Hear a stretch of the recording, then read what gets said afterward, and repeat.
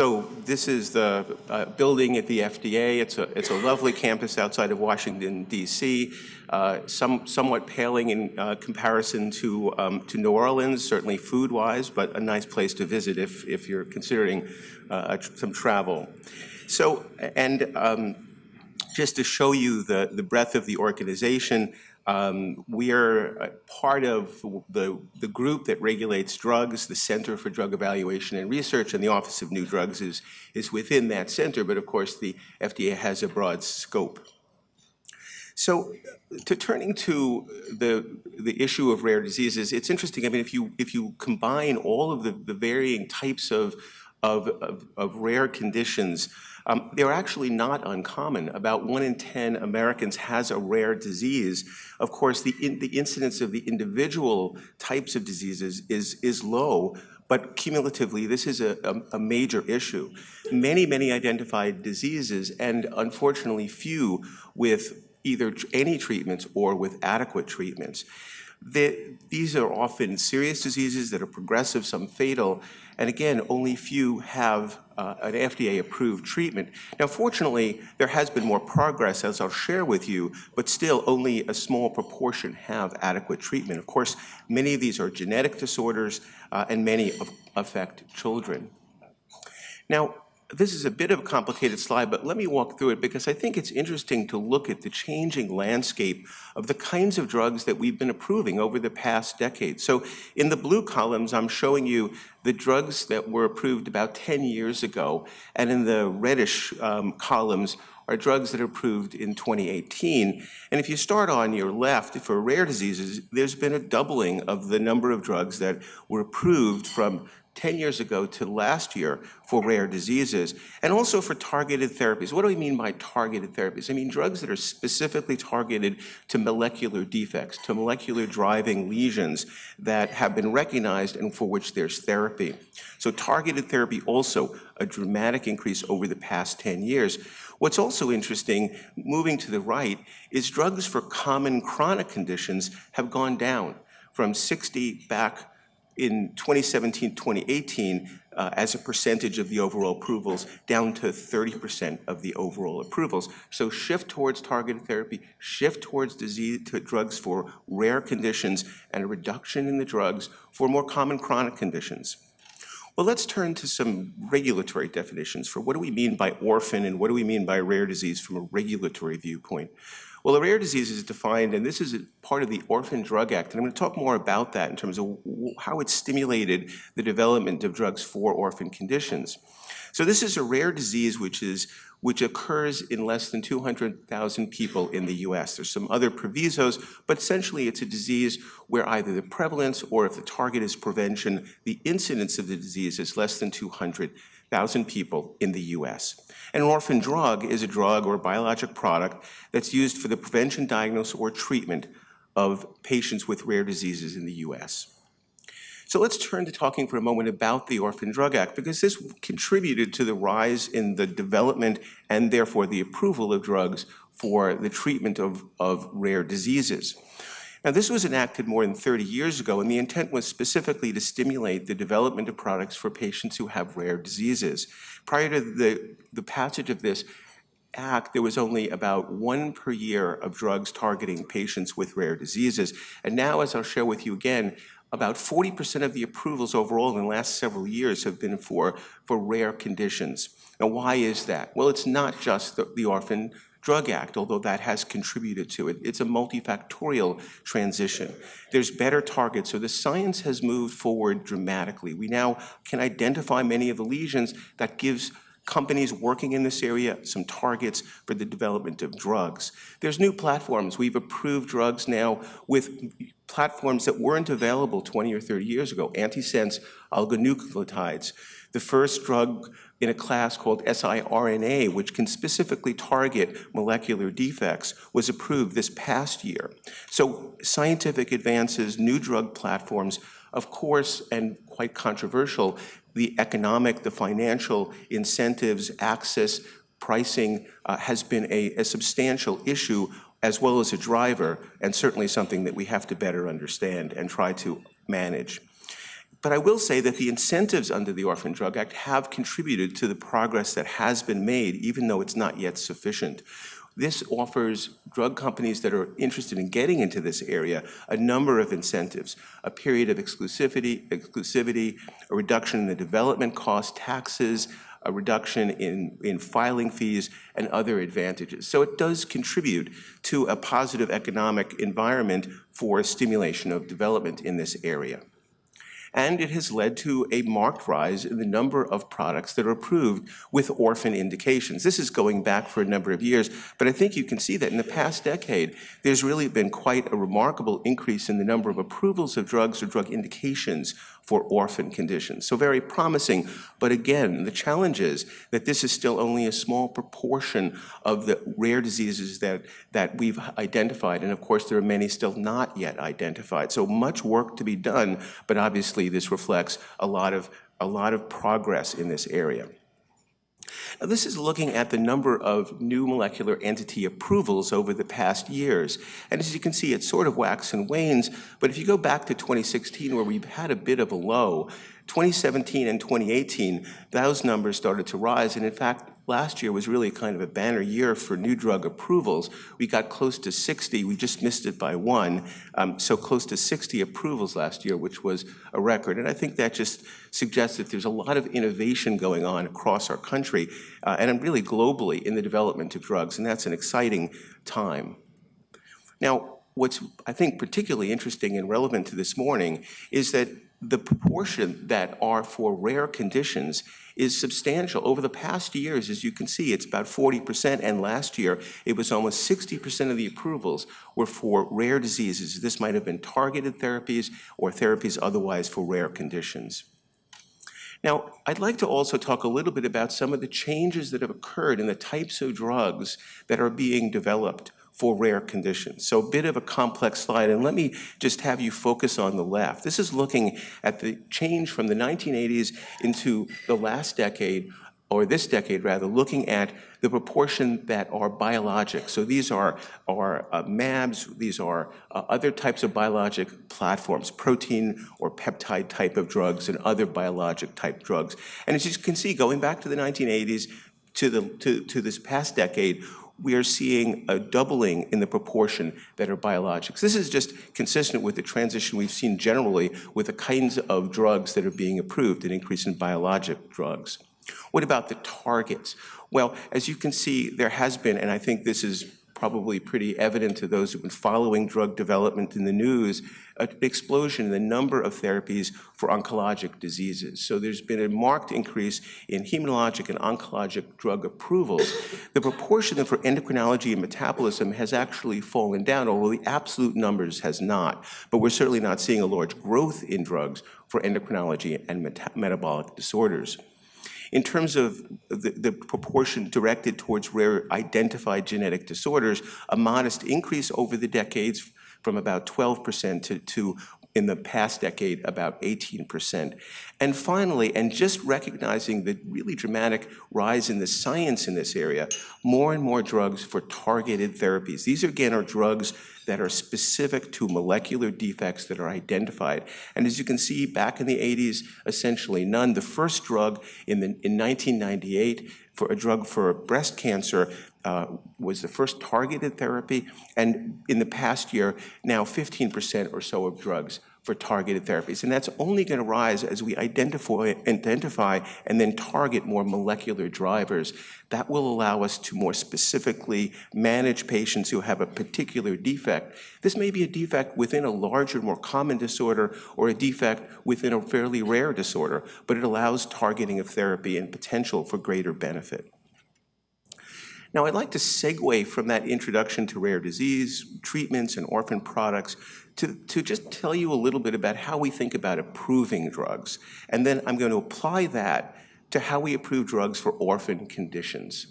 So when we think about applying the regulatory standards, we look at the regulations which talk about sort of, if you will, two things. One is the need to have substantial evidence that the drug is effective, and the need to show that the drug is safe under the conditions in which it's to be prescribed. So it has to be effective, it has to be safe. And the way we think about that is really, if you will, in a two-step process. We have to make sure that the drug has evidence that it's effective, so that we call this the effectiveness standard, which really means that it has to meet our substantial evidence threshold. And secondly, we have to make the determination that the benefit of the drug outweighs its risk. That's how we think about safe when we can take the statutory language and the regulatory language to apply it to how we think about it when we're looking at a drug approval. We think about that in the context of benefit relative to risk. No drug is perfectly safe. So it's only when the benefit outweighs the risk that we believe the drug should be available to patients. So let me talk a little bit about how we apply first the effectiveness part of this. The usual approach, which is not very applicable to many rare diseases, is that we require 2 adequate and well-controlled trials. I will say this is typically reflecting our thinking that most adequate and well-controlled trials should be randomized, placebo-controlled trials. That's the most robust type of evidence that can be generated. But there are many types of controls that can be used and still have the trial considered adequate and well-controlled. And I'm going to come back to one of those type of controls, which is a historical type control that's applied commonly to the development of drugs for rare diseases. We can also use a different approach, which is to take one adequate and well-controlled trial and other convincing evidence, what we call confirmatory evidence. And this can be everything from preclinical animal model data to other trials in related areas that provide confirmation of the single trial that's done. And also, as applied to the development of drugs for rare diseases, we sometimes will approve with a single trial if the evidence from that trial is convincing and essentially stands in, if you will, for the presence of 2 independent trials. So a single trial in certain circumstances, and we've talked about those criteria, we have guidance that talks about this specifically, can sometimes, when that trial is persuasive, allow us to approve a drug to meet the substantial evidence standard. Now, when we think about rare diseases at the FDA, we recognize fully that drug development in this area can be very challenging. And FDA, and this is actually in the law, has the option of using what we call regulatory flexibility, is how we review the development for drugs for diseases where that's appropriate. What do we mean by regulatory flexibility, and what don't we mean? Well, the substantial evidence standard doesn't change in these circumstances, but how we consider what evidence is necessary to meet that standard, we can be flexible about. And the regulations themselves describe flexibility. The controls, of course, include placebo controls, but they also include historical or external controls. And I'm going to talk about that in a few minutes in a little bit more detail. There are a number of pathways that can be leveraged to get drugs to patients. The traditional pathway where one demonstrates a clinical outcome benefit, but also an accelerated approval pathway where a surrogate endpoint can be used. And again, I'm going to come back and talk about that in a few minutes. There's a wide range of trial designs that can be used, not just placebo-controlled randomized trials, which makes us very happy when we see those, but other kinds of trials that we believe can contribute and meet the substantial evidence standard and are quite applicable to rare diseases. And of course, how we think about benefit risk has to be considered in the context. Is the disease serious? What is the available therapy? What's the unmet need? What are the risks of the drug, and what will patients accept? And our conversations with patient stakeholder groups are incredibly important in our understanding about what risk is acceptable to patients. We try not to just impute our thinking about this, but understand what the patient community and what the physician and practitioner community and other stakeholders consider as acceptable risk. Now, I want to turn for a few moments to talk about some of the specific challenges in the development of drugs for rare diseases. First of all, because these are often conditions where patients are scattered, the understanding of the natural history of these diseases is sometimes rather poor. And that's critical to being able to do a drug development program, particularly if you want to use an external or historic control. We need to understand the natural history to be able to compare the treated patients to a prior control group. These diseases, as I said, are in small populations, which makes typical types of trials rather challenging to conduct. And certainly the idea of doing 2 randomized controlled trials in this setting is often just simply infeasible. These these diseases often are quite diverse. Even though they're defined as an entity, we know they may have a number of different genetic underpinnings with different phenotypic manifestations, and with a natural history that can be sometimes fairly wide-ranging and heterogeneous. And understanding that, to know who and when to treat, is critical to the drug development and ultimately to developing evidence that the drug has the effect it's desired to have. We also need to have endpoints. What will we measure in the clinical trial? Well, in common diseases, we've established what those endpoints are that reflect clinical benefit. But in rare diseases, that may not yet be developed. We may not have surrogate endpoints that are validated. We may not have the clinical outcome assessment instruments that we use as endpoints in our typical clinical trials. And that could mean that we don't have the tools we need to, even in the design of the trials that can be conducted. These are, of course, diseases where there isn't therapy, so there isn't necessarily precedent, which provides drug companies a path forward, if you will, if there has already been prior approvals. And so the information may not be out there. And we may not yet have experience in that area to know what's appropriate in the design of the trials, in the endpoints, and in how we can look and interpret the data. This can be addressed by the community coming together and conducting natural history studies. These are done to try to understand the disease better. What's its natural history? What is its heterogeneity? What are the manifestations that are really important in driving the problems that patients, the burdens that patients have with the disease? What are the endpoints that matter to patients?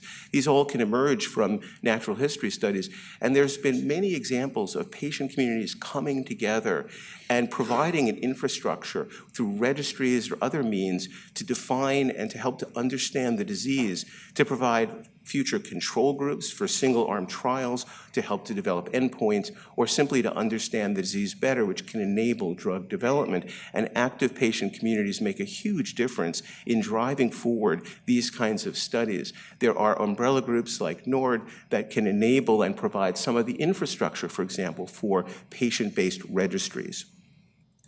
Now, I'm not going to talk a lot about the design and the approach to drug development in this space, but I do want to call out a few things that I think are notable and of importance. So first, I just want to make the point that there's not a one-size-fits-all to how one develops drugs in this area. There's a lot of different ways that drugs can be that drug programs can be designed. I'm going to spend a moment talking about platform trials because I think this is important to get the community of physicians, investigators, and companies involved together, because this can be powerful in identifying therapies more efficiently. And I'll talk a little bit about accelerated approval and historical or externally controlled trials. But I just want to make the point that there are many ways to develop drugs in this area that can enable and provide a more efficient pathway to approval. So just a word on master protocols and, in this case, platform trials. On the left is the typical design of a trial. We have a drug targeting a disease, and a trial is conducted for that single drug in that disease.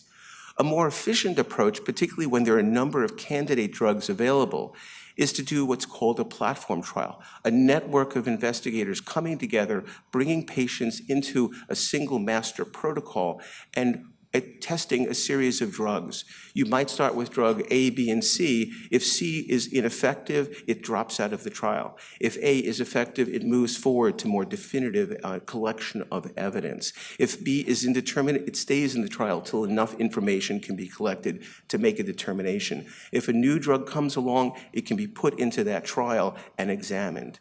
This kind of platform really does provide an efficient tool for the development of drugs for rare diseases. Now, I want to then turn to a common approach for the design of trials for rare diseases, which is the use of historical or external controls. This is not new to the agency. This has been in statute for decades, and we've utilized this in many, many approvals, including approvals just in the past months.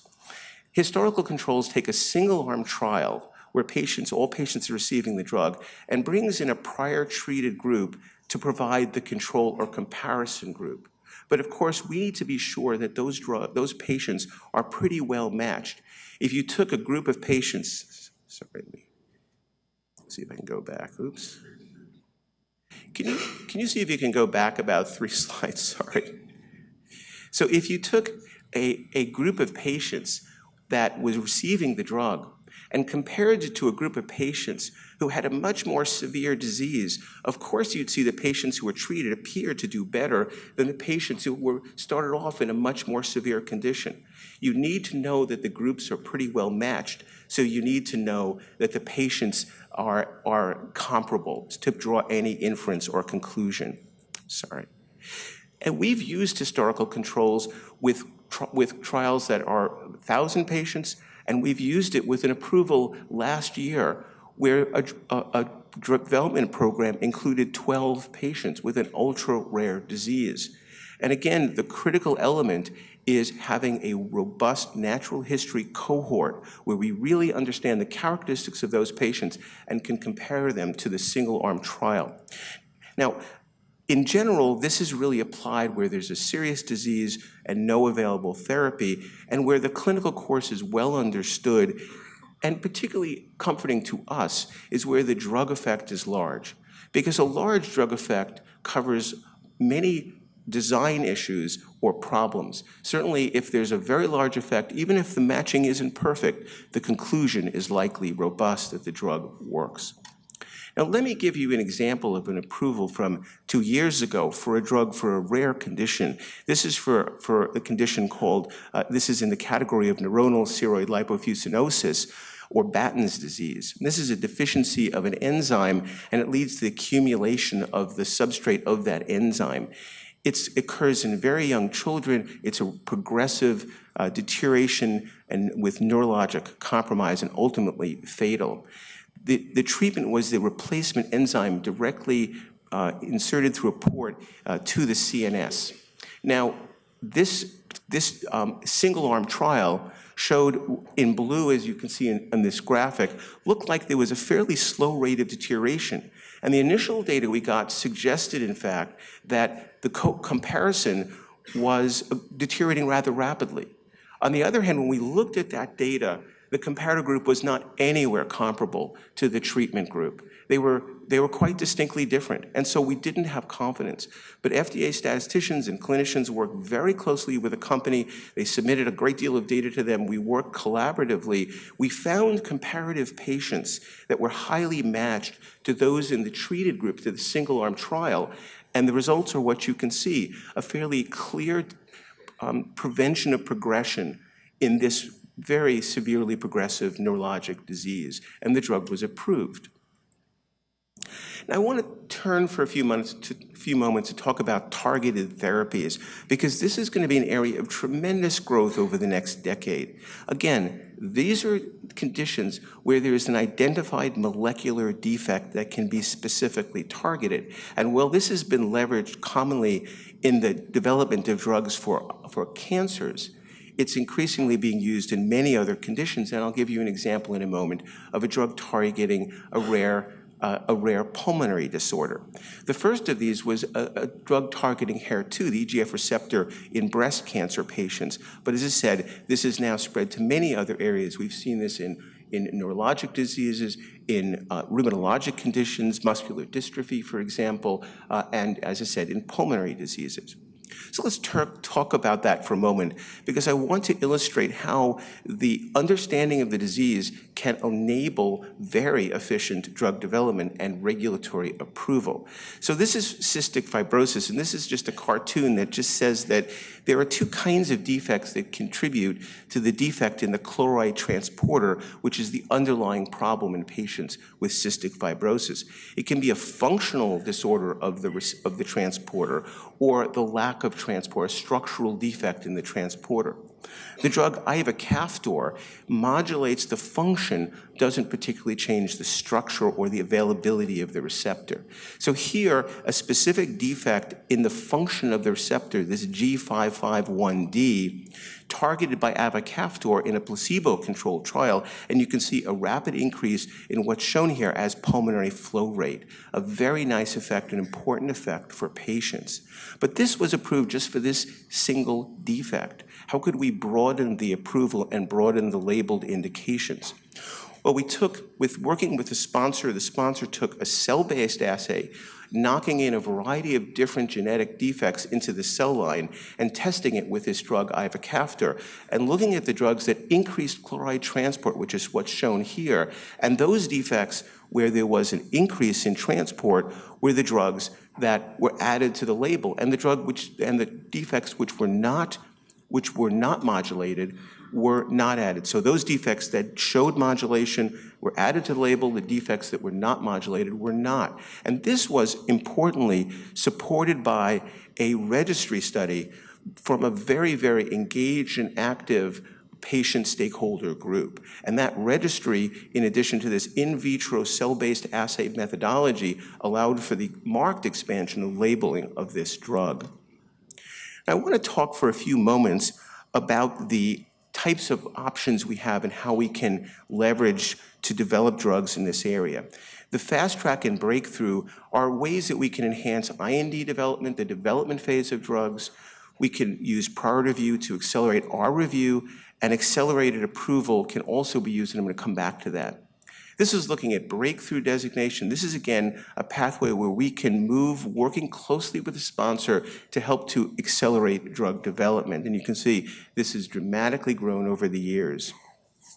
With regard to accelerated approval, this is used in serious diseases where there's an unmet need and where there would otherwise take years for clinical trials to show a benefit. Here we can use a surrogate endpoint where we believe it's reasonably likely to predict benefit to approve the drug with a commitment from the sponsor to do the definitive trial after approval, after the drug is on the market. And at least in oncology, where we've looked at this very carefully, more than 90% of the times the confirmatory trials demonstrate benefit. So it's uncommon not to see that it's finally demonstrated to show the benefit we expected. And I'll end by just commenting that the other route here is through expanded access. Now, expanded access or compassionate use is intended to provide a treatment of a drug not yet approved, it's in development typically, to patients. It's an access program. It's not intended for clinical trial, clinical investigation, for development of drugs. It's for access to the treatment.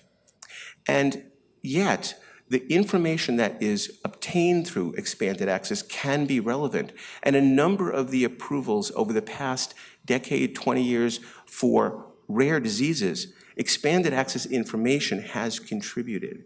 And so expanded access can be utilized in support of applications as well. Now, I just want to end on sort of giving you some figures. I've talked about historical controls. I've talked about whether we need 2 adequate and well-controlled trials, or maybe 1 might do. And I've talked about regulatory flexibility. And I just want to show you sort of how that's been applied in the approval of drugs for orphan conditions. And so focusing on accelerated approval, in non-orphan conditions, this is used, but relatively infrequently, but commonly for orphan drug approvals. And when we talk about regulatory flexibility, as you can see, because of the infeasibility typically of conducting 2 adequate and well-controlled trials in patients with a rare disease, we apply, in most situations, regulatory flexibility. This might be using accelerated approval, this might be using 1 large trial or 1 persuasive trial, or using 1 trial in confirmatory evidence, but we apply regulatory flexibility in the preponderance of approvals for orphan products for rare diseases. So we do try to be flexible, but again, we do have to also meet our substantial evidence standard. We want patients to know when a drug is approved that it has a very high probability of providing the effect that it's intended to provide, and that it's safe considering the benefit that it provides. Well, I thank you for your attention, and I will be happy to stay around and answer questions afterwards. But again, thank you very much, and thank you for the invitation. Thank you. Thank you. We have time for 1 question, 2 questions. Anybody have any questions from the audience? There are people in the audience who've worked very avidly over the past years and currently on development of new molecules for acromegaly and for growth hormone. So any of those individuals want to comment or ask any questions, now's your opportunity. I think the big question that has been troubling the investigators in the room has been the insistence on placebo controls for rare diseases. And I know you addressed it, but can you expand for acromegaly specifically, or growth hormone deficiency specifically, where placebo controls are so difficult to achieve and where recruitments are really constrained dramatically, extending the lifetime of trials by years because of that requirement, regulatory requirement? Could you expand perhaps and focus specifically on the diseases of the pituitary? Sure, I'd be happy to. But I want to say that was a question and a comment, so thank you very much for that. I'll address the question and somewhat less the comment. Just to step back a second, the substantial evidence standard means that we have to have a certain level of certainty that the drug has the effect that we expect it to have. Now, I mentioned before that historical controls are particularly useful where there's a very large effect. And so that is one way that we think about when historical controls can be used and when not optimal to be used. Now, I have to say, I won't comment specifically because I know there are obviously programs that are in discussion. Ongoing. But what I would say is that the optimal approach here is to make sure that there is good engagement with DMAP, which is the division that's involved with this. And that division, I will say, has undergone some leadership changes. Lisa Yanoff is now the acting director. And I would encourage you to, if there's continued questions about, why do we need placebo-controlled? Are there other ways of doing it? I will say that even when we think about placebo controls, it doesn't necessarily mean the entire course of the disease has to be treated that way. There may be phases where a placebo. It could be a randomized withdrawal phase where we might be able to look at endpoints. We are open to discussions around surrogates which we believe can be either reasonably likely or will predict benefit. I showed a range of ways that different trial designs can be conducted. So I won't comment specifically on this, but what I would say is we certainly recognize the need for additional therapies in these areas, but we also recognize that particularly when the effect sizes are relatively small, it can be very hard using historical controls only to sort out the effect. And even though we want to be more flexible, we still have to meet the standard that we understand that the drug has the effect it's intended to have. So what I'd say is I very much encourage discussion. We meet with physician groups, we meet with patient groups. Janet Woodcock and I typically meet with patient groups. We're very open to that. We meet with physician groups who want to talk to us and tell us why we are being too conservative, and we're open to those discussions. So I would invite you to that, even though I won't comment specifically on the specific instance. But I do think that there are opportunities for finding the right path forward to try to avoid longer development programs. So, thank you. I hope people can comment in the audience on that. In the meantime, Alan. Alan Harris, thank you for a great presentation. I noticed on one of your slides that one of the criteria is that the investigational product show that it's superior to a product if there is a product already on the market. Could you elaborate on that, please? Well, there's a number of different types of controls that can be used. A placebo control, an active control showing superiority, an active control showing non-inferiority to an approved product, all are different approaches to a trial that can be considered adequate and well controlled. And I mentioned the external control, the historical control in the right settings can also be applied. So if there's a drug that's marketed and it may be more ethically appropriate to conduct an active controlled trial. Now, if that's looking for superiority, that may be an easier trial to conduct than looking at non-inferiority, which can often be a larger trial and where there can be challenges in defining what that margin for success of the trial is. But that is an option for the design of trials. Thank you. One more question. Hi, I was wondering if you could comment on how the FDA assesses risk tolerance on behalf of the patient. I mean, does it focus mostly on mortality or morbidity, and how do you collect that information in terms of what they're willing to tolerate? Yeah, I mean, so we do it in a number of ways, but over the last couple of years, and this is part of a commitment that we've made with industry, we've run a whole series of what are called patient-focused drug development workshops, where we have meetings where we invite a diverse range of patients to come and tell us about these kinds of questions. What are the biggest burdens of the disease? What are the problems with the current therapies that make them either not well effective or not tolerated? What are patients looking for? And in particular, what are they willing to accept with regard to risk? Now, we have lots of conversations also informally with patient groups about that. And I will say that that definitely goes into the calculus. But we also I must say that it's not the only thing that we would consider. We do a lot of consideration of the quantum of benefit relative to the quantum of risk. And so that's part of it, though, is what patients tell us. And I can think of many approvals over the past 2 years where it was really on the fence from our perspective about benefit risk, but we heard very clearly from patients that this was a risk they were willing to take. Now, I want to put a caveat in here, because, and I don't mean to say this in any sort of cynical way, but we recognize also that the companies that are developing these drugs have a huge incentive to get the drug approved. And so they will often sort of handpick specific patients with real stories. And so not in any way suggesting the patients aren't giving us their heartfelt perspective, but not the whole perspective of the broad community of patients. And so that can be hard for us when we hear from a handful of patients to say, we're willing to take this risk, but we haven't heard from the broad range of patients about how they're looking at that. That can be difficult for us. So we're actually putting out guidances over the next several years. We're going to talk about the methods to collect exactly this kind of information to make sure that it's a fair an appropriate distribution of the kinds of information that we want to get from patients. But and I'm sorry a bit long-winded on this, but what I want to say is the answer to the question is it's incredibly important to us to get the patient perspective. We can't just impute our scientific and clinical judgment to make this benefit-risk calculus. Thank you.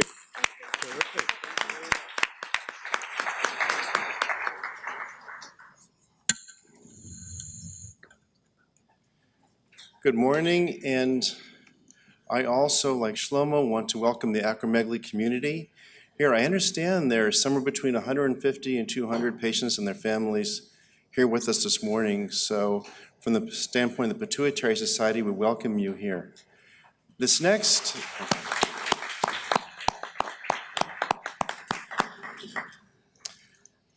section, a panel, I will introduce my co-panelists and then discuss a little bit more about why we have this panel, is really aimed for the acromegaly community as well as our membership to really look at kind of how the medical team approaches the care of acromegaly.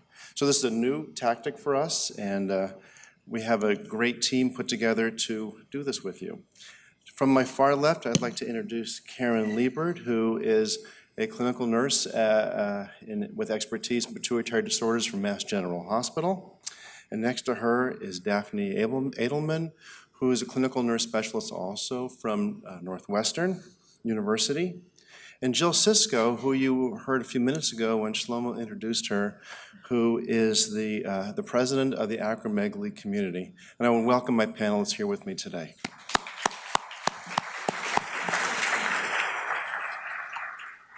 So what are we doing? Well, the care of acromegaly is multidisciplinary. It is not just one person. There are a number of components to the system to take care of the patient. The care team involves different physicians, including the endocrinologist, the surgeon, the radiotherapist, as well as the endocrine nursing.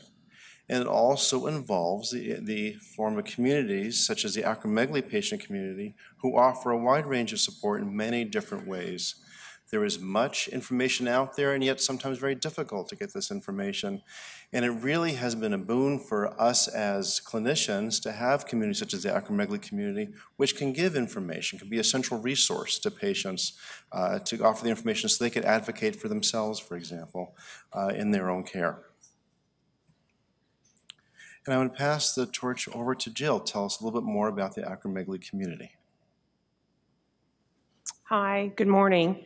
You know, I wanted, when we started this group years ago, it was because patients felt alone. You know, with HIPAA rules, patients could go years and years without meeting another patient. And I'm happy to say that now our group is about 2,400 strong, and we span 6 out of the 7 continents. At our conference that we have here today, we have patients from Australia, New Zealand, the UK, Argentina, literally from all over. You know, and we found that together we are stronger. And we have found that, so although we've come a long way in the last 30 years, we have a long way to go. So I was diagnosed in 2005 with acromegaly. The first picture to the left is my high school senior yearbook photo. In 2005, that is my passport photo. I wanted to post that so that you could really see what acromegaly does to a person. The next photo was about 6 months past my passport photo, and then there is a current photo of me. I also would like to say that I am biochemically controlled. I'm not in remission, but I have good biochemical control, and I've had no cosmetic surgery whatsoever. So as a patient and an advocate, I also try to inspire patients. You know, this is a very difficult disease to navigate, that although today might be bad, tomorrow might be better, and to keep striving for better health. In 2009, I created a women's Facebook acromegaly group. In 2010, acromegaly community gained its 501c3 status. In 2011, we had our first acromegaly community conference.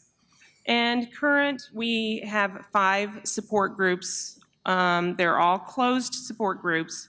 We interview each patient before allowing them in, because patient privacy is very important. We have a female group only, a male group only, a main support group, a family and loved ones, and also a diet and fitness group. Because,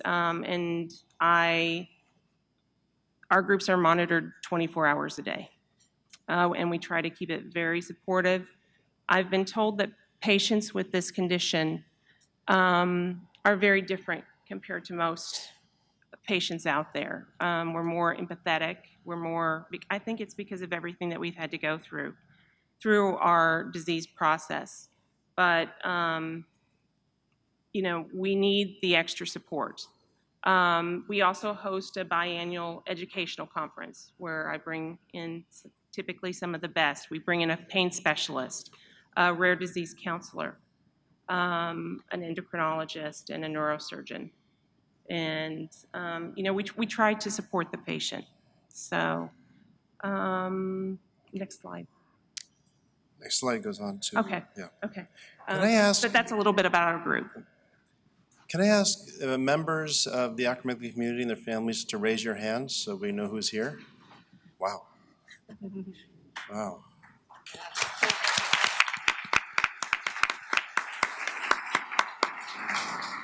Again, welcome, and Jill, thank you so much. What we're going to do is discuss some aspects of care of acromegaly from a multidisciplinary approach. We're going to use the Endocrine Society guidelines as a starting point for some of these discussions. Some of the authors of these guidelines are here in the room with us, including myself. And what we plan on doing is, in our agenda, is picking a few subjects of acromegaly, including diagnosis of acromegaly, again, how this appears to not only us from the clinician side, but also from the patient side, therapy of acromegaly, and how to monitor while on therapy. These are important touch points we've discussed at this meeting. I can tell you the next talk after this by Dr. Birnmaus will be discussing in a little more detail the targets of therapy. We're going to be having some brushstrokes through it now, but really discussing what this is akin to what the patient sees for acromegaly. First, for the diagnosis, part one. The diagnosis, as is familiar to the members of the Pituitary Society here, and probably all the patients here, is the IGF-1 level is the cornerstone of diagnosis. A random growth hormone level is not useful for a number of reasons, including the lack of valid cutoff, the impact of other disorders and nutritional settings on the growth hormone levels. And the glucose tolerance test can be used, particularly if there's equivocal questions based upon the IGF-1 level.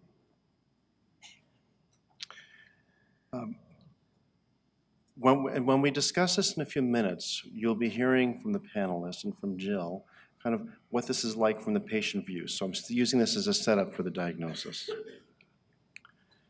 Daphne.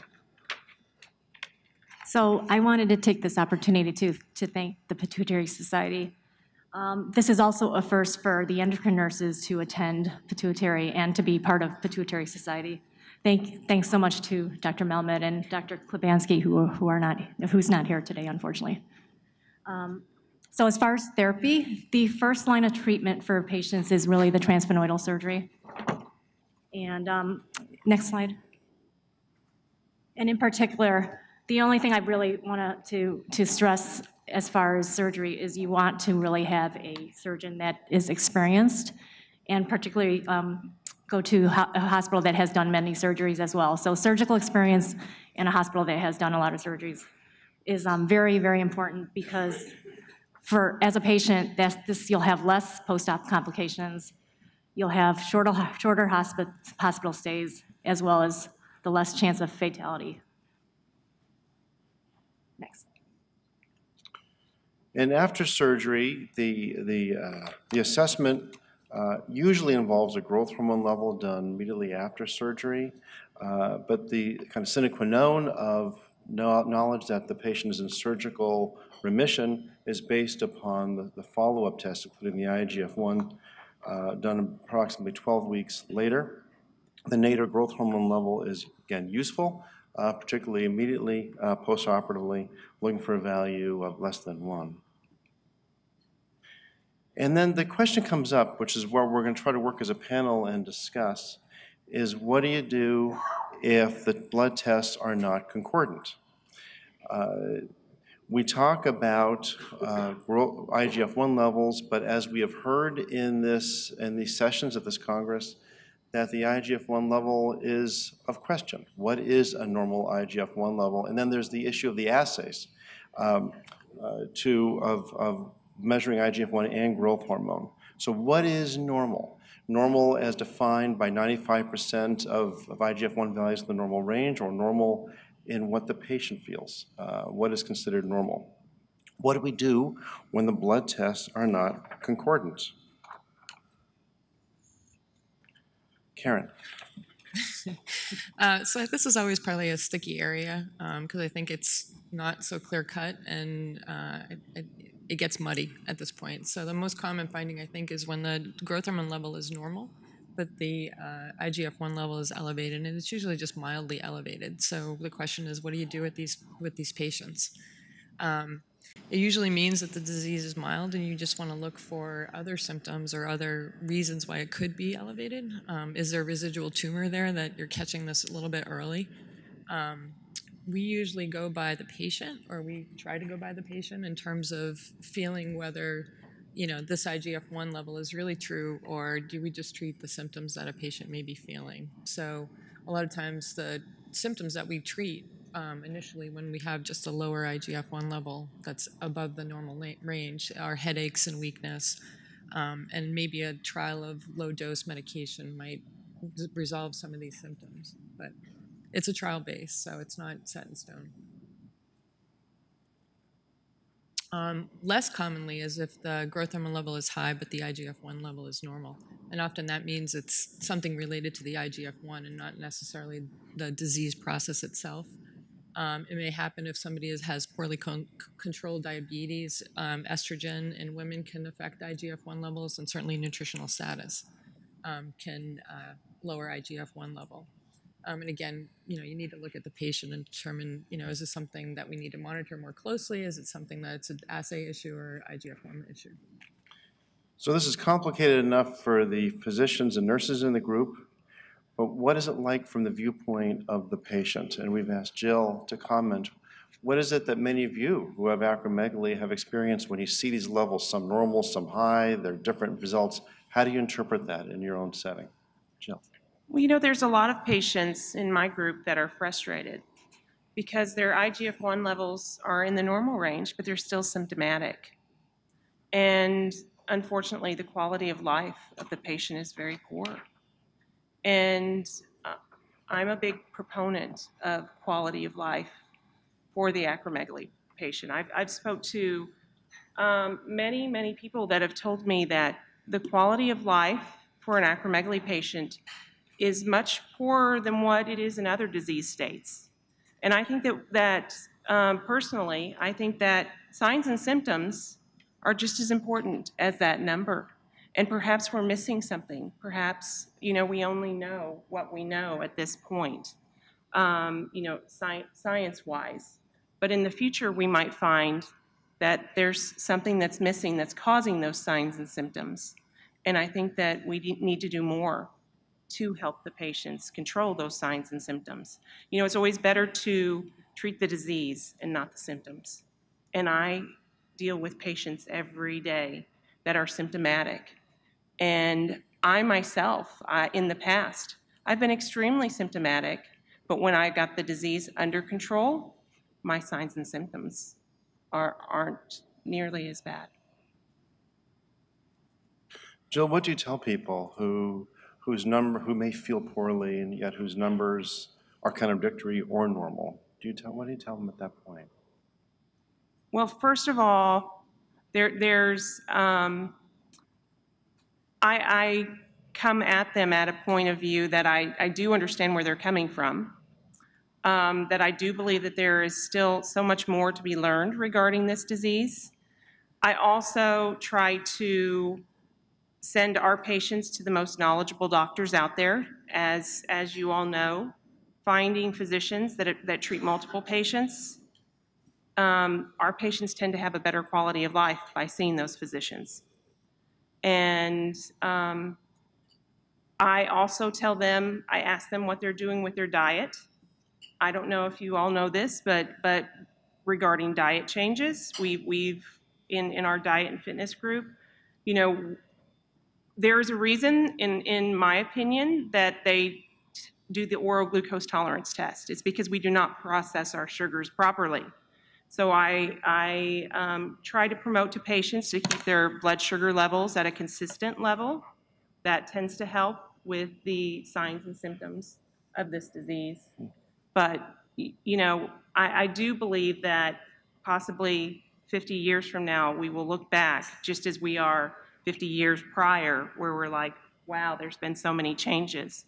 I'm hopeful that someday patients will be able to walk around and be able to forget that they have acromegaly. If there's not a total cure, my quest for this is to be able to allow patients to forget that they're sick, because this is a condition that affects us in every single aspect of our lives. And life isn't fair, but I'd like to try to ease this burden for patients. Okay, we're going to move on to adjuvant medical therapy. And we're discussing the situation where somebody has had surgery and they have residual disease. So the next step would be use of medical therapy. And as far as the acromegaly consensus guidelines state, that the usual next step is use of a somatostatin analog or pegvisomant as the next level of therapy. Acromegaly, of course, this audience knows can be used, particularly in situations of more modest disease, but in general, people reach for the somatostatin analogs or pegvisomant, and the IGF-1 level is what should be used for monitoring, and of course, not using growth hormone level in a patient on pegvisomant. Oops. Now discuss the medical therapy options and pros and cons. Daphne, please. Thanks. So currently there are three medical classes of medical therapies available. The somatostatin receptor ligands, which are injectables, those include octreotide LAR, lanreotide, and pasreotide. Those are basically injections that are monthly, although we also have some octreotide sub-Q that I have patients still doing as well due to insurance. Then another class is the dopamine agonists, which includes cabergoline. And a lot of us try that usually first because it's an oral, it's inexpensive, and it's cheap, but the unfortunate thing, it doesn't work for everybody. And then lastly, we have the growth hormone receptor antagonists, which is pegvisomant. It's a sub-Q daily or weekly. And I think one of the things to recognize, the first two groups are, they directly stop the GH secretion, so they can possibly shrink the tumor, whereas the GHRA tends to inhibit only the IGF-1 secretion, so we have to monitor those a little bit differently, which I'll go into in the next slide. But with these the three medical classes available, I'm excited that there's going to be a lot of new options out there that are in the works so that patients will have more options in the coming years. And as Dr. Stein had mentioned, it's been amazing how many drugs are being submitted. And I think once we get approvals for more of them, our patients will have options. And I think that's part of the problem as far as the symptom control is everyone's so individualized, and what works for one patient does not always work for another. So we really have to tailor a lot of these medications to a patient. As far as the medical therapy pros and cons, so of course with any drug there's advantages. For most of these drugs, they do control the GH and IGF-1 levels and the tumor mass, and they do provide patients with symptom relief for the most part. Unfortunately, with any medication, you're going to have adverse effects and side effects. So as nurses, we really have to teach the patients about the potential side effects so that they can be prepared, basically. So with the somatostatin analogs, you have a lot of GI issues: diarrhea, nausea, abdominal discomfort, bloating, stomach aches. But for the most part, with most of the SSAs, they do tend to go away within a few days. And then as each time you do an injection, they do tend to dissipate. Also, with the somatostatin analogs, you have gallstones or sludging, so eventually you might need a cholecystectomy, unfortunately. And then also, there's a lot of glucose issues. You could be hypo or hyperglycemia. So we want to definitely teach the patients about all these. And next is, so with Somavert, there is potential for abnormal liver tests. So be aware that for patients, the first year, basically, you're going to have monthly blood tests. And then after that, it decreases unless your enzymes are elevated. And then lastly, there are unfortunately drawbacks with medications as well. One of the things I always find with patients, they don't realize it's a chronic condition, so it's long-term treatment. So you have to really kind of remind them that, unfortunately, these drugs are going to be, like with diabetes, you're going to be with these medications for a long time, unless maybe radiotherapy might eventually, maybe you won't need it at that point, but then you'll need other medications. And another drawback is these are very costly medications. I mean, the self-pay for a lot of them is anywhere from $5,000 to $10,000 a month. And unfortunately, they're not a permanent cure, but I mean, patients can live a good quality of life once they are, stable and treated. And then, again, this is where nursing's very important. Patient education and compliance is needed, and we as the nurse can be the avenue for that. Next slide. Thanks. Now I've asked each of the panelists to discuss some of the barriers to treatment. So this can include cost, which is a major issue, at least for us in the United States, I imagine internationally. So I've asked Daphne, Karen, and Jill to kind of review what they see from their standpoint of the barriers to treatments. Please. Okay, so these past few weeks, the prior auth process has been miserable. I know many of you that have done prior auths understand my pain. I worked on one SSA for like almost 6 weeks, and basically calling the insurance company, the specialty pharmacy, and basically they told me by the 6th week, and this is not only myself, but Dr. Molich does a lot of RPAs too as well, and it literally took us 6 weeks to find out that it was a policy exclusion, and I'm like, what? Did you just add this exclusion this week? Because why did you not tell me this initially in the first place? And then I wouldn't be wasting all this time. But it's very, very cumbersome, and to get these drugs approved, I want the patients to be aware that I'm sorry that I can't do it faster, but it's beyond my control, and a lot of times the insurance companies are pretty much mandating a lot of the, like, where the drugs go. It's a very, I mean, I get very frustrated. So that's one of the very big challenges of getting these expensive drugs to the patient, and I will do my best to get it through, but it's very hard. And then another thing is, if someone has no insurance, though, there are resources, which I'm very thankful for.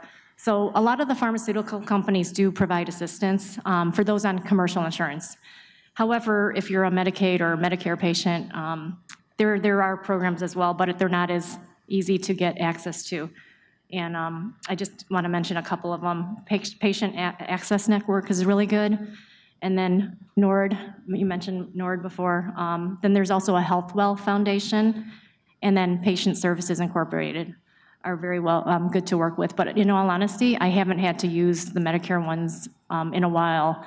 I've had no problems till this year for Medicare. And not to complain again, but I had a patient that had Medicare with a zero copay for years, and all of a sudden, just this week, they told me the copay was $29.50, and I'm like, a month. So I have to work on that next week. That's $2,950. Yeah, $3,000 basically. Yeah. So that's my spiel. I can talk all day about this, so I better stop now. Karen, can you comment? I agree with Daphne. I think the prior approval process has gotten worse over the years. Insurance companies are demanding a lot more information from patients in order to approve the medications, and that's challenging for the patients when you don't have the medication for the patient and they're waiting and waiting. And I think just in terms of coordinating the administration of these medications, a lot of them are done in the office, and patients travel from long distances. If there's been a delay or sort of lapse in the coverage and they can't get the medication, it's unfortunate for us, but it's worse for the patients. So to be that face to tell a patient we don't have your medication is challenging. So what I hear often from patients in our group, especially this year, and it's much worse than ever before, is that specialty pharmacies are stalling in sending the medicine to the patients. And unfortunately, some of the specialty pharmacies have been bought by insurance companies. And every day that they stall, that's money in their pocket. And I don't know how that is legal, but they do it. And they're also switching patients that have been on long-acting injections back to the 3 times a day octreotide, I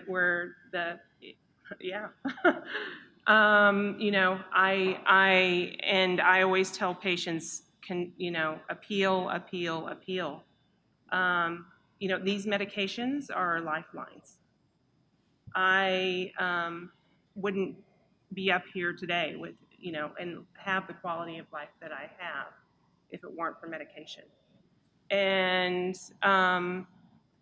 it is extremely difficult working with the insurance companies.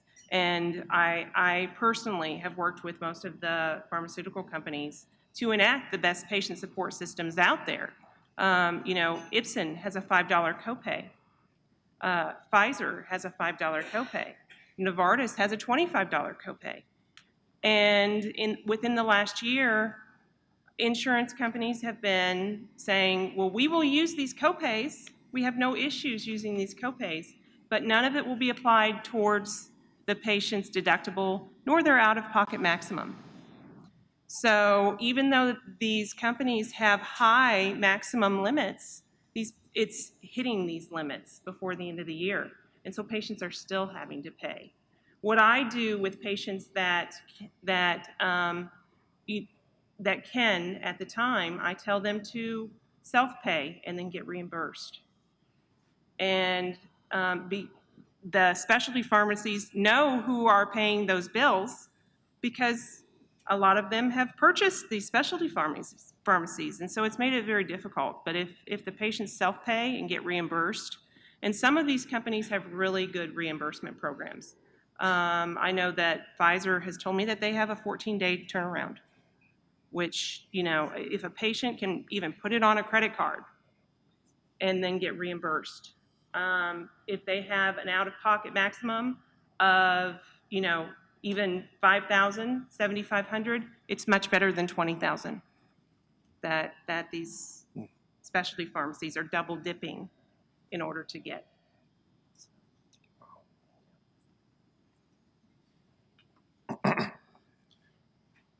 We're now going to move into the topic of how to monitor therapy.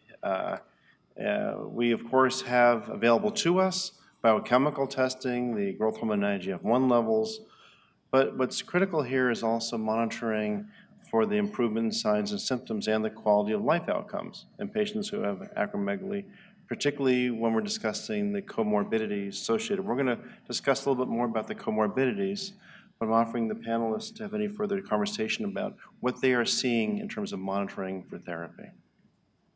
Well, I mean, I think, as Jill mentioned, signs and symptoms are really important. I think as clinicians, it's easy just to follow blood levels, so IGF-1 and growth hormone levels, and not consider the symptoms to be as important as an IGF-1 level. So I think one take-home point is really to look at the whole patient and consider the symptoms as well.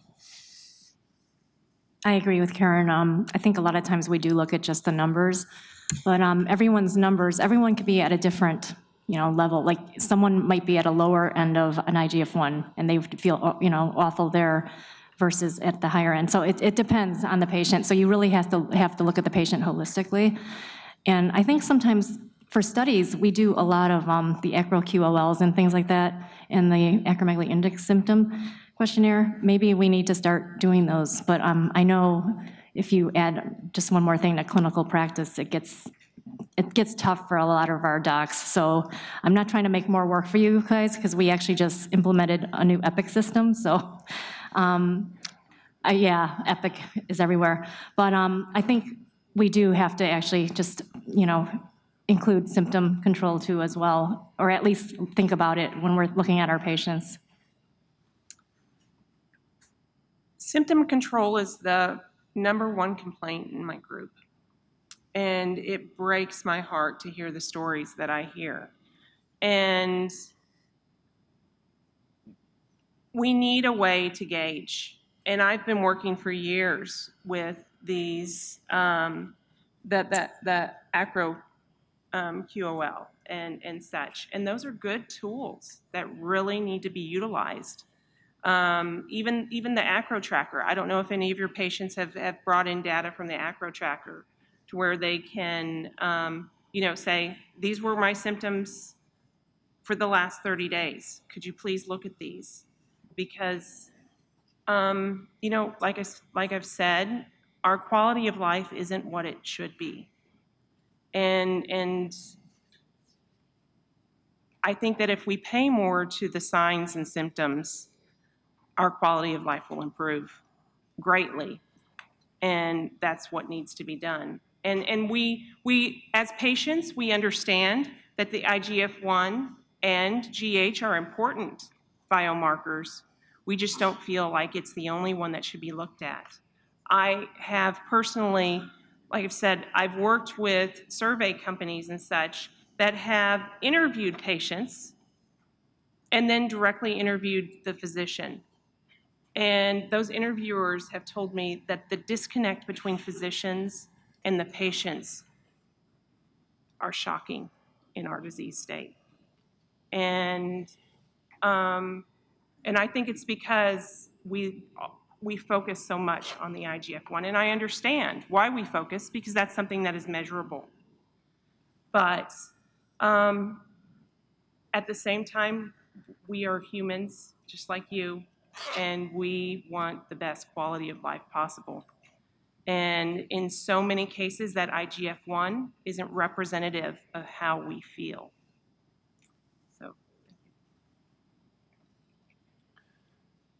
I'm just going to run through the comorbidities quickly. You're going to be hearing a lot more about this in the next session by Dr. Biermaz, but just to make the point that there are a number of signs and symptoms that are monitored, including the heightened cardiovascular risk, the diabetes and hypertension patients have, hyperlipidemia, sleep apnea syndrome, which is almost ubiquitous in patients with acromegaly, the degenerative joint disease, which is one of the most common signs and symptoms that may persist despite adequate control of acromegaly, and Jill was alluding to some of this, as well as a potential cancer risk, which has been suggested, colon polyps for sure, and therefore the acromegaly consensus guidelines recommended colonoscopy in everybody, with subsequent monitoring based really on standard of care at this point.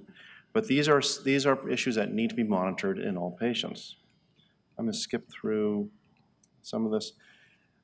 Some of the issues that do pop up are the psychological issues and the complications of acromegaly. And I've asked our panelists to discuss a little bit about what they see in terms of the psychological ramifications of acromegaly. Please. Daphne? Oh, I'm sorry. So there's no actual data on psychosocial and psychosocial changes and everything, but I think what we see in the clinic is a lot of our patients they have body image issues, a lot of social interpersonal relation issues. There's a lot of patients complain about, the acro rage and how to deal with it with their significant others. I think we just have to listen to our patients. A lot of them also have a lot of anxiety and depression. And since a lot of us may not have the tools or the capability to do it at our own clinics, we should refer out at least and refer patients to the appropriate areas and get them the help they need.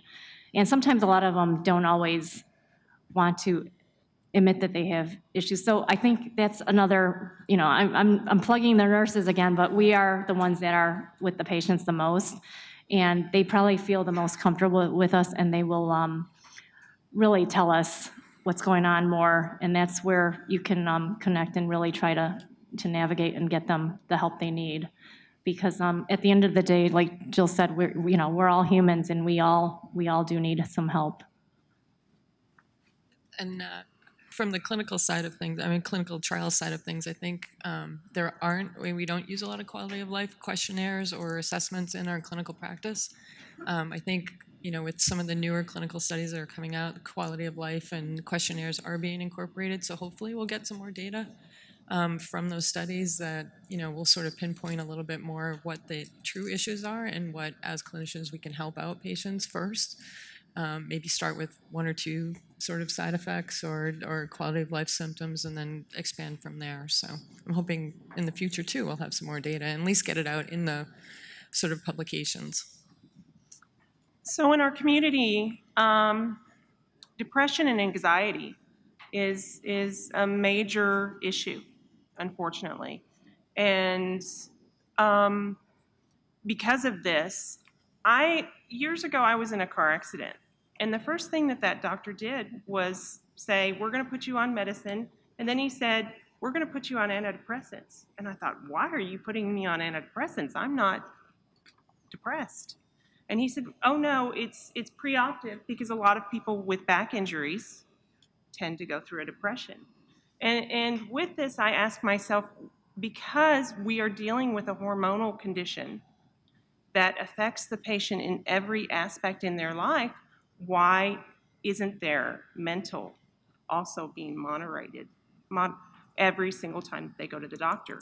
Do you all take time and say, how are you doing mentally today whenever you see your patients? And I know that time, you don't have a lot of time with the patients, but we've lost several patients in the last year to suicide. And it is heartbreaking. These are lovely, beautiful people that should be here today. And, this is such a hard disease to navigate. And we need support from everyone around us. I've been very blessed. I've been blessed with support all around me. That's why I can do what I'm doing today. But there are some out there that don't have the support that I have. And you have to somewhat probe with an acromegaly patient because, they've been told for years that it's all in our head. They go from doctor to doctor and we're told that nothing is wrong with us. And then when we finally do get diagnosed, we're like, okay, fix us. And we expect to go on as life before this disease hit us. And unfortunately, that's typically not the case. So I ask you to try to, every appointment that your patients come in, it takes 2 seconds. How are you doing mentally? I know this is a lot. And to say something to your patients. And also send them to support groups such as mine. I mean, we put strict restrictions, and we do that for a reason. And that's why my group is the largest in the world. But currently, I clear the queue at the beginning of the year, and we already have 135 people in the queue because they don't answer our questions properly, and we message them back and forth, and if they still don't give us the correct answers, they don't get in. And because the privacy, I want patients to feel free to talk about their issues in our group. But we really need that extra support. Thank you, Jill. In the interest of time, I'm going to stop this panel now. I want to thank my co-panelists for their participation today.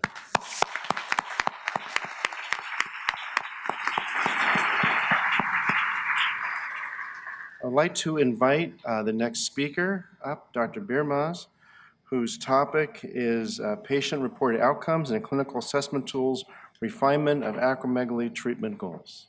Ninke?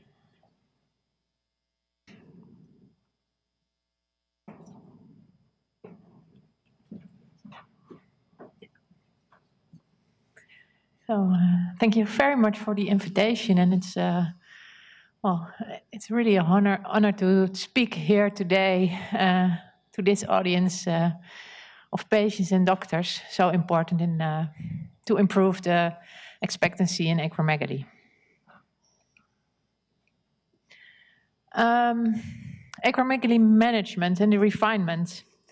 The way I see it, that we as endocrinologists, as multidisciplinary team, serve the patients through their entire lifespan. Acromegaly is a chronic disease, and that we aim at treating the disease, so normalize the values, provide tumor control, to treat and prevent the comorbidities that are around, to address the symptoms, and also important to provide supportive multidisciplinary care for the chronic situation. This is a slide of all developments of acromegaly from the early 1500s up till now. And what I want to add here is recent years was increasing importance of the symptoms and the patient's view on the patient-reported outcomes of acromegaly. And I will address those topics in my next talk. So it's about the symptom score, the PASQ, the Acromegaly questionnaire, and the Bother and Need questionnaire developed in our hospital. And then more community development milestones, the concept of value-based healthcare, the centers of excellence, and thinking of rare disease networks, and clinical assessment tools like Acrodat and Sagit. First, I want to start with stressing that acromegaly is a very complex disease.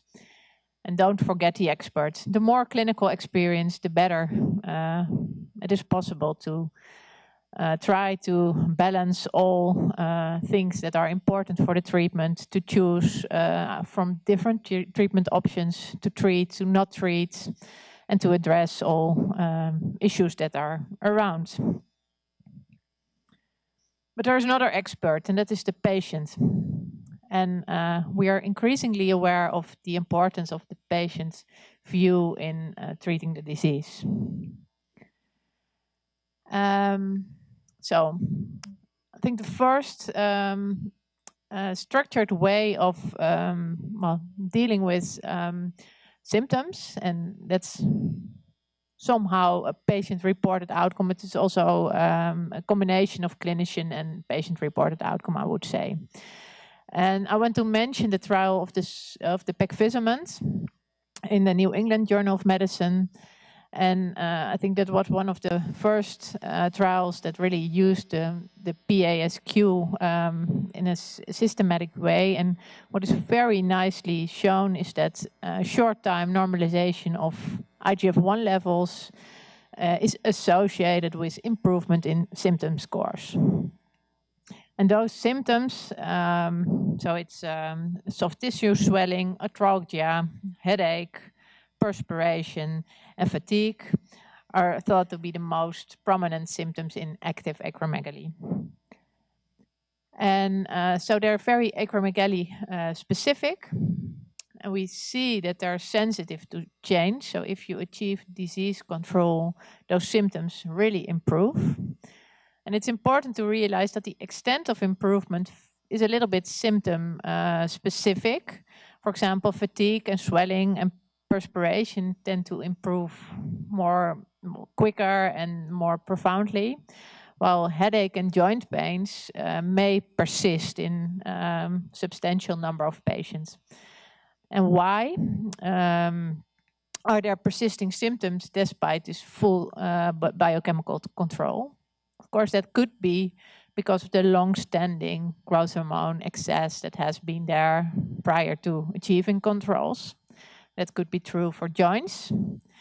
And the other thing is that some symptoms like headache and fatigue, they're quite common in the non-acromegalic population as well. So it's always important that they might be less specific. They can have multifactorial causes, like comorbidity and depression, for example, is important because it's associated with fatigue, with headache, etc.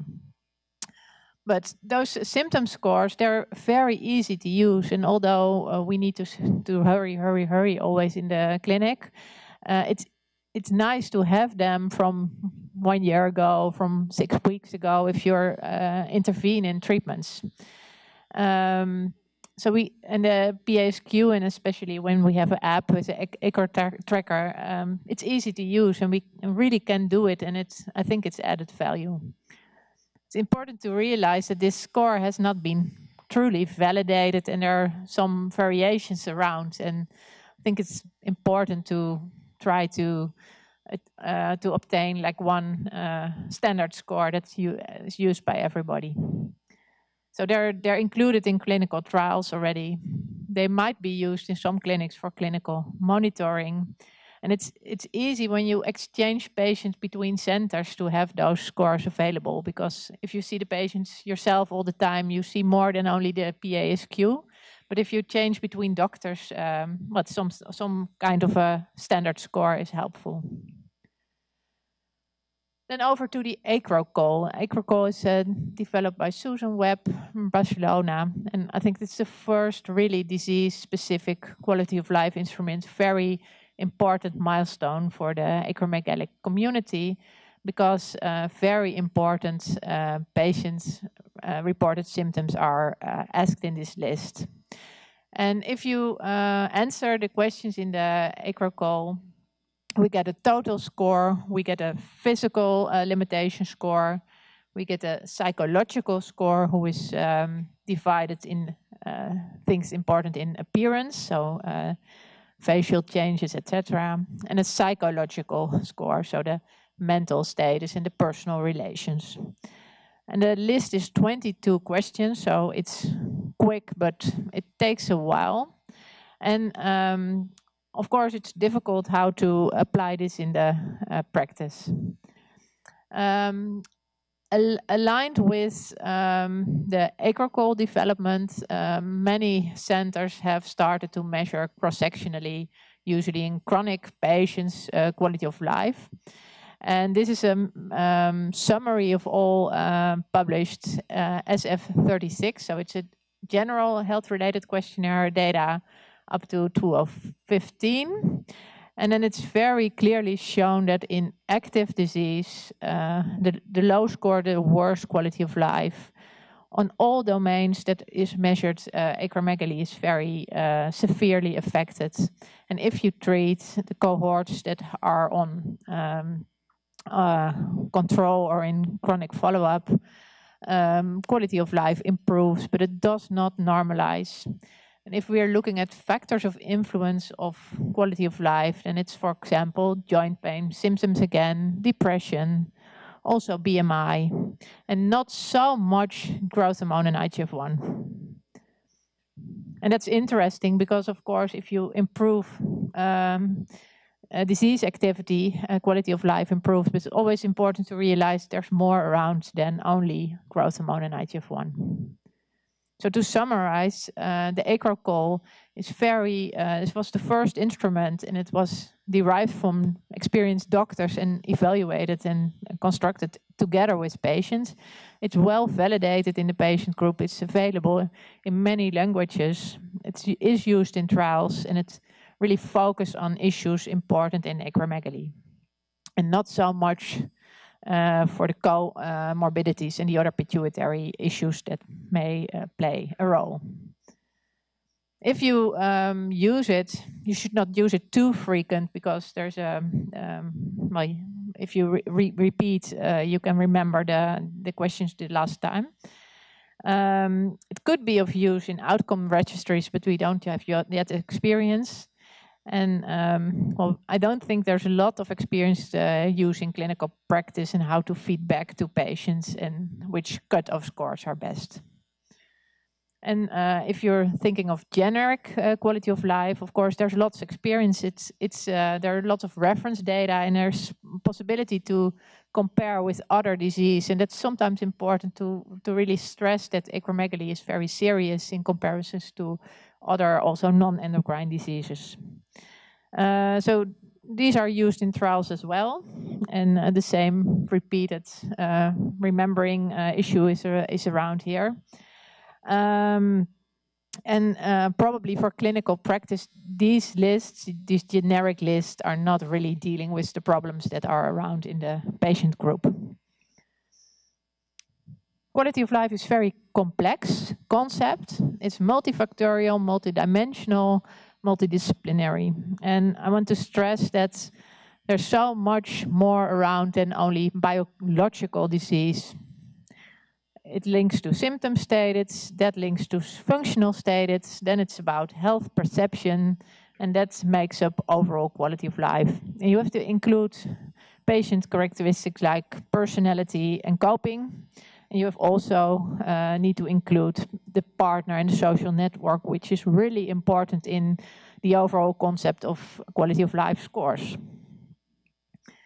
And well, in our center, we did a little different approach from the AcroCall, and I did not use only acromegalic patients, but also all pituitary patients. So that includes hypopituitarism, acromegaly, but also other excess diseases. And it's good to see that there are a lot of issues, and they're in the biological system, sexuality, physical complaints, cognitive problems, and fatigue and tension. There are a lot of psychological problems, negative feelings, anxiety, panic, personality issues, problems with a changed personality, low self-esteem, again, sexuality, and a lot of social issues. Also, for example, difficulty in communicating about disease, lack of sympathy from environment. And of course, that won't be the case in all patients, but in some, that really helps with impacting on quality of life. Work is a thing as well. And with these focus groups, we try to develop another questionnaire list, and that's not really quality of life, but it's a bother and need questionnaire. And we try to focus on the areas that are most bothered by pituitary patients, so it's not specific acromegaly, but I think it's also interesting for acromegalic patients. And not only the bother, but also which issues do you need help for. And we have some derived subscales, which I won't go into detail, but it's about the concept. And well, we have been successful with help of projects to implement this in our daily patient care. So patients fill this every 6 months, and we can really see what is done with interventions. And if you're thinking about interventions, really aiming at improving quality of life, it's not only adding drugs. But for example, we did a trial on improving self-management with group sessions, with 8 group sessions, also for partners, really aiming at getting information, do health promotion, do stress management, and well, try to ask for social support. And these kind of interventions are also supportive for pituitary patients, I think. So this list, I would conclude that it's very holistic. It is validated, this will be published in short time. It is in the process of being translated in different languages, and it's especially useful in the chronic situation to stratify the need for multidisciplinary care. Well, then a few words about the value-based healthcare concept, which is around now for more than 10 years. And the overarching goal is improve value for the patients, and it's health outcome that matter to patients divided by the costs. And of course, it's more theoretical than that we really can measure and calculate already, but it's an interesting concept, I think, also for our disease. It's divided in 3 tiers, so-called. So it's about the degree of health and recovery. It's the time of recovery and the disutility of care and the sustainability of health and the long-term consequences. And we try to work out the things that are important for pituitary tumors, which is, of course, mortality rates, endocrine remission, degree of resection, recovery of vision, pain level, patient satisfaction, and recovery of complaints. Some time to return to work, etc., and the length of hospital stay and complication. And then especially in the long-term consequences, the chronic hormonal replacement and the decreasing quality of life and the attained functional level. Well, I think it's a plea that we should join forces and think of a core clinical outcome set with patient-reported outcome measures and try to have it condensed and not too comprehensive. But on the other hand, you need to be comprehensive, and it's really, really hard to make such sets that are available for prevalent diseases. And we have been doing a project in our hospital looking at this comprehensive set. So generic utility, disease-specific lists, morbidity around surgery, work, and clinical data from records. And these are some simple first pilot data, what you get out of it. And I'll just swap this. But I want to continue with the other concept of the pituitary centers of excellence. And if you are reading through the paper and see the missions, I think the thinking of outcome data is really included in this concept of centers. So capture and track the clinical data, so present results and outcome. And it would be ideal if centers do more or less the same, so we can try to compare. But this is future effort. Some other words about clinical assessment tools. Sajid is one, and I think the most thing is it could be like a first idea on core clinical outcome set. It can be of help of doctors who do not daily work on acromegaly patients to have really a checklist of what is important. And AcroDat is the other one who, in addition to all those multidimensional things that are important in acromegaly care, and also including the quality of life, also provides guidance on activity of disease. And those sets are recently developed and they await validation and implementation. And they could be of use in trials. And it's unsure, of course, whether they will really support with decision making because they don't replace the experts. So when we think of health outcome that add value and matter to patients, the patient knows best. So let's collaborate. And that idea is also around in Europe with the introduction of the endocrine and other rare disease networks, that we really are including patients to set the mission and the goals. So these are my take-home messages. It's important that treatment improves but not normalizes quality of life, that patient-reported outcomes may add to the interpretation of optimal endocrine treatment or achievement of homeostasis, how one could call it. But as in hormone values, there are many limitations and still interpretative difficulties that need to be considered. And there are so many open questions here. Please consider the biopsychosocial model and not only think in normalizing IGF-1, but look at the multidisciplinary team and the possibilities to include psychologists, etc. In patient care, it's really interesting to try to feedback on patient-reported outcome measures that were filled. And it's also the way of engaging people to fill questionnaires. And if we're thinking about outcome measures, a core clinical set needs to be developed. And it's also important to evaluate care in centers of excellence and to facilitate precision management. Thank you so much for your attention, and it's all on behalf of my team.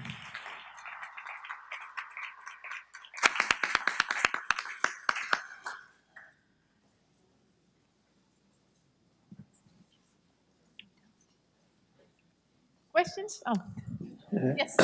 Alan Harris, thank you very much for your excellent presentation on the quality of life. And I noted on one of your last few slides the word validation. And I think that in order to resolve the issue with the insurance companies in particular, is to be able to share with them patient outcomes in terms of quality of life using a validated, and I repeat again, a validated tool. Now, as you mentioned, validation is not easy. The gold standard for validation is the SF-36. It is validated, it's recognized by the FDA. And since we're fortunate enough here to have a representative from the FDA, perhaps we can hear what the position is of the FDA in terms of quality of life endpoints making it into what is known as the package insert, namely what companies then are allowed to, shall we say, advertise, quote unquote. And in turn, then the insurance companies do have to follow suit. Because indeed, as long as there's a disconnect between IGF-1, growth hormone, and the clinical endpoints, it's a problem, because IGF-1 is considered, shall we say, validated, although there are problems with the assays, but it's a valid endpoint, and the FDA recognized that. Besides the SF36, which is not specific enough for acromegaly, the AcroQual has not been validated. And my last point is perhaps partnering with industry to actually, since they have the wherewithal to validate tools, to work together with them to do that. And I'd like to hear what your thoughts are in that regard. Well, thank you so much for your question. I fully agree with you about the need for having validated lists to think about well, really comprehensive but also concise tools that we agree on as a community, that this is the way we should look at disease activity. And the SF36 is very important because it can help with comparing with other disease, but it's not, they don't address specifically the issues that are around in acromegaly. And the combination of AcroQual plus SF36 is of added value. And then you have to think of how to, well, to try to do sophisticated things to, for example, make it so short that you have the combination. And it's really important to have a discussion with the community and with the regulatory offices, yes. So one last point is there are a number of validated quality of life tools for other diseases that are recognized by the FDA and have helped a lot in that regard in terms of gaining traction from the insurance companies to actually support reimbursement. Thank you.